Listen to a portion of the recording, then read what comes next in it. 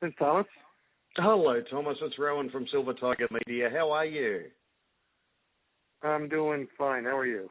Absolutely fantastic. It's such a thrill to speak with you. Thank you very much for your time today. Oh, well, thank you. It's a little early over there, huh? It's just a little early, but that's okay. We don't mind at all. You are the only founding and constant member of Kamelot, but with a list of accomplishments larger than, I don't know, the Buccaneers fan base. Has it been a difficult road today?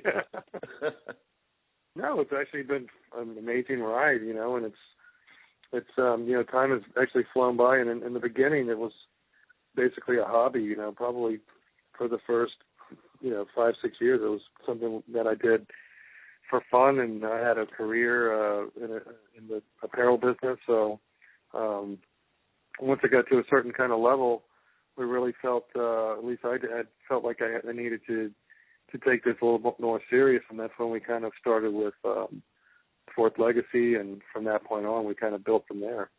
Oh, sensational. And look, congratulations on Haven, released through Napalm Records. It's an epic masterpiece. There's no two ways about it. Are you pleased with the outcome? Oh, well, thank you, first of all. Yes, absolutely. It's, it was a lot of work, like every record, but I think on this one we had a little bit more time, so we spent more time and energy and, of course, money and poured everything we could into it to make it the best album we could. And, we went for a certain type of sound on this record that I think we were able to achieve with the final outcome. And I wanted to have this blend of dark music, but also to have one of our most melodic records in terms of vocals and also, melodies with the guitar. And so being able to marry those two kind of worlds was something that we haven't really been able to do in a while. And I think with Haven we were able to do that. Oh, beautifully put. I hope you don't mind me quoting myself, but in a recent review I had to say that it's as equally mysterious, beautiful, exciting, malevolent and awe-inspiring as the album artwork. The artwork just fits it perfectly. What was the inspiration for the artwork? Yeah, it was something that I worked with Stefan Heilemann, is a German artist who also did the Silverthorn album. But yes. I think he took that. Whole. He basically topped the cover, I think, and we had been talking about this veil of Elysium, and I wanted to portray this mask, have this beautiful girl, but under a mask, and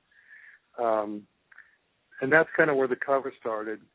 And then I had him add the skull part to the back so that we could kind of have a meaning to the cover that is, birth, life, and death, those kind of three different, parts of the human condition. Yeah. And also on the cover, there's different things within the lyrics that are kind of hidden on the cover. So we want the fans to kind of look deeply at the different details of the cover. Absolutely, and please forgive my ignorance, but I'm wondering if it will come out on vinyl with a nice big cover. Oh, it's absolutely, it's definitely in vinyl. It's oh, brilliant. I think we have probably 6 different versions of vinyl with different colors, and it's pretty cool because we never really had a whole lot of limited packages before for the fans, and they made this Haven wooden box, which is like a flat black gloss or flat black wooden box with the embossing of the Kamelot logo, and it has a pendant and a flag. And I told the guys, I said, our fans have never had the opportunity to get this stuff. You got to make a lot of them. Yeah. Like, yeah, okay, yeah, sure. And the first pressing was sold out in 10 minutes. It doesn't surprise me a bit. I told you guys you need to make more. So we're really fortunate to have fans that really love supporting the band, and they understand the way that it works. It's not like you're giving money to a record company. You're definitely supporting the band and helping, tell promoters that, hey, this band is somebody that you want to bring down to our country or city or whatever, Certainly. So that's why the artwork is also very important, because we want to make sure the fans get everything that they deserve when they put money on it, Indeed. And look, the lyric video on your website, Vale of Elysium, just demonstrates the artwork or displays it so beautifully. But you're certainly no strangers to making killer film clips. Is there anything in the works for Haven? Oh, yeah. Oh, fantastic. We were in Serbia about 2 months ago, shooting one of the videos, which should be coming out probably in about I would say probably a week. So I'm going to keep it a surprise. Exciting. But yeah, so we went down there, and those guys are like masters of with CGI and stuff like that. And so we have some really interesting video clips coming your way. Indeed. Oh, fantastic. That's brilliant news. I can't wait to see those. Would you mind taking us briefly through the storyline? Well, it's not a concept record like Silverthorne. It's basically an album that every song has its own kind of thing. And but we were kind of kicking on this whole post-apocalyptic thing. And, it's discussing the way technology nowadays is really changing the DNA of the humans and the kids, and we can see that there's going to be an ADD generation with the mobile phones becoming almost like a second brain for a lot of people. So a lot of those kind of topics and those kind of influences came into Haven. And as a kid, I was really a big fan of these future sci-fi type movies, and so for me, it's been something that I've wanted to do with Kamelot. And with Silverthorne, we had a concept that was based in the 17th century. So when we started talking about Haven not being a concept, I thought it was the right time to sort of bring in some of these, interests that I've had since I was a kid.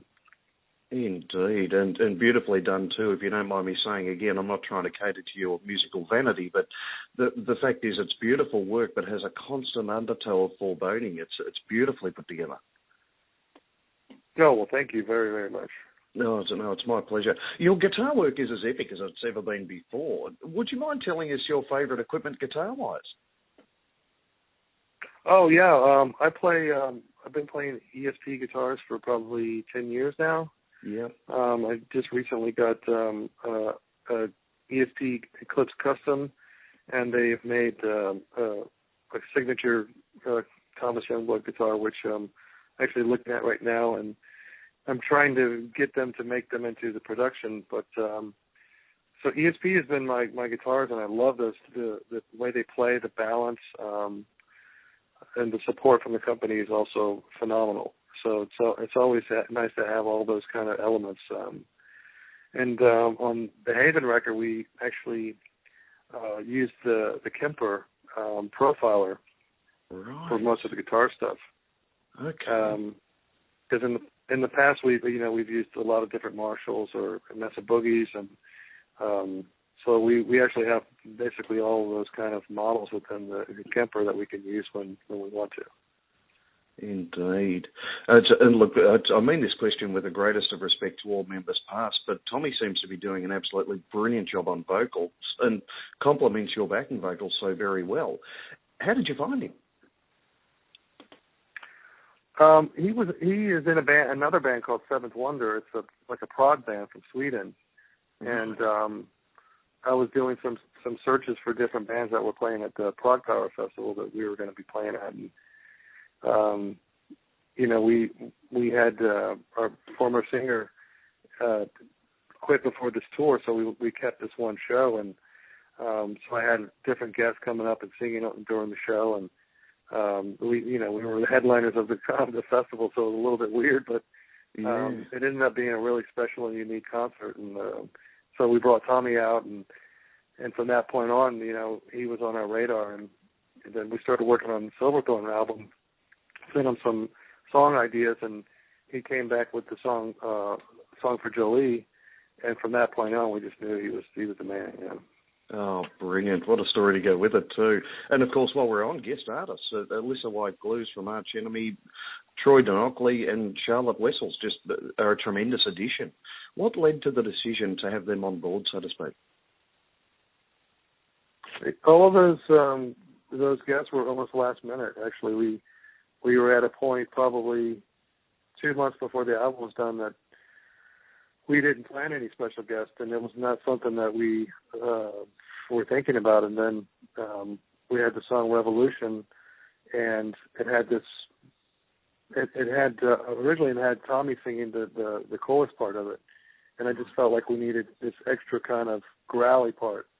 So we brought Alyssa in to do that, and then she ended up singing some clean vocals on Liar Liar. We had this ballad. We have this ballad called Under Gray Skies, which we brought Troy from Nightwish on to do his special kind of pipes that he plays, and there was a part at the end of the song that was mostly instrumental, and we decided to make that a female part. And so we have done shows with Elaine several times, and we thought Charlotte would be perfect for that. Absolutely agreed, and works so beautifully well. And you're touring Canada and the US through April and May, and the big question for us on our shores, of course, is what's the chances of a tour here with the new album? Well, that's definitely something that we want to make happen. I mean, we had such an amazing time last time, and you know, it was the first time going down there, so obviously that made it even more special. But I know we want to come back, and we're looking at early 2016 to try to make that happen. So we'll let the fans know online for sure, but that's the goal, to get back down there as soon as possible. Oh, wonderful. And of course you're touring with our friends at Dragon Force, which is tremendous. And I don't mean any reference here, and I wouldn't put you on the spot and ask you the question, but we'll keep our fingers crossed that it might be a Soundwave appearance for 2016. Yes, that would be great.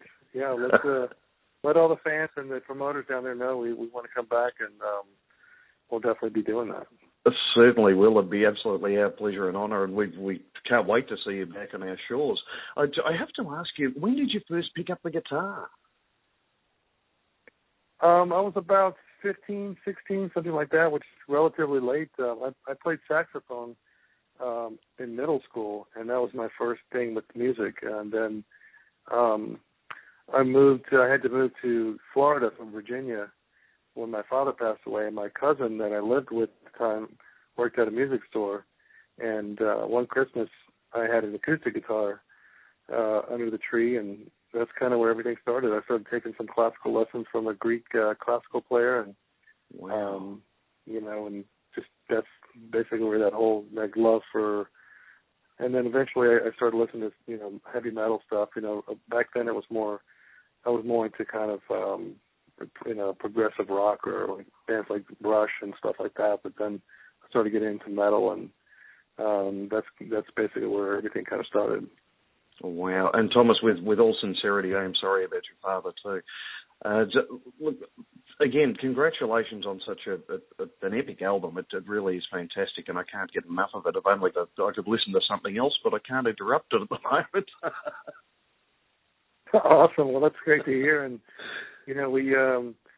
we appreciate the interview, and we're looking forward to coming back down there, and hopefully everyone goes out and grabs the record, and hopefully we'll see everybody next year at either Soundwave or even better, our headliner shows. Wonderful, and we'll keep our fingers crossed for that. Thomas, thank you sincerely again for your time. Much appreciated. Oh, well, thank you, and hopefully we'll see you soon. Brilliant. Travel safe, my friend. Take care. Ciao. Goodbye.